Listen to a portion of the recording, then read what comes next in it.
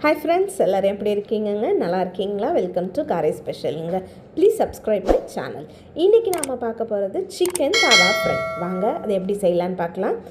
இன்றைக்கி நான் 1/4 kilo boneless chicken எடுத்திருக்கேன். ஃப்ரெண்ட்ஸ், சேனலில் சப்ஸ்கிரைப் பண்ணாமே பார்க்குறீங்க ஃப்ரெண்ட்ஸ், அந்த பெல் ஐக்கானை மட்டும் தட்டி விட்டுருங்க ஃப்ரெண்ட்ஸ். சிக்கனை குட்டி குட்டியாக வெட்டி எடுத்துப்போங்க. இது எங்கள் பாட்டி ஸ்பெஷலுங்க. எங்கள் வீட்டில் எல்லாருக்கும் ரொம்ப பிடிக்கும். சட்டுன்னு வாங்க, பட்டுன்னு செய்வோம். இதுக்கு தேவையான பொருள் என்னென்னு பார்க்கலாமா? 2 ஸ்பூன் இஞ்சி பூண்டு பேஸ்ட்டு, கரம் மசாலா தூள் கொஞ்சம், சிக்கன் மசாலா 2 ஸ்பூனு, நான் ஒரு தக்காளியும் ஒரு வெங்காயத்தையும் நல்ல மைய போல் அரைச்சி வச்சுருக்கேன், அதையும் சேர்த்துக்கலாம். 1 ஸ்பூன் லெமனு, மஞ்சத்தூள், உப்பு உங்கள் டேஸ்ட்டுக்கு தகுந்தா போலங்க. இதை நல்லா பிசைஞ்சுக்கோங்க. பிசைஞ்சு ஒரு 1/2 அன் ஹவர் ஊற விட்டுருவோங்க. அப்புறம் என்னங்க, தோசைக்கல்லை வைக்கலாம்.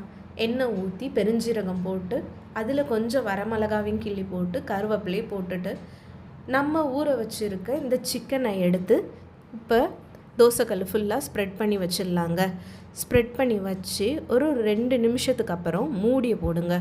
ஸ்லோ ஃப்ளேமில் வச்சு 5 to 10 நிமிஷம் அது மூடி போட்டு குக் ஆகட்டுங்க. அதுக்கப்புறம் ஓப்பன் பண்ணோம்னா 1 சைடு நல்லா வெந்திருக்கோங்க. அதை திருப்பி போட்டுருங்க. இது போல் இன்னும் ஒரு 5 நிமிஷம் மூடி போடுங்க. ஃப்ரெண்ட்ஸ், சிக்கனை சிம்மில் வச்சு சமைங்க ஃப்ரெண்ட்ஸ். அப்போ தான் சிக்கன் கருகி போகாது. நல்ல ஜூஸியாகவும் நல்ல சாஃப்டாகவும் சூப்பராகவும் இருக்குங்க.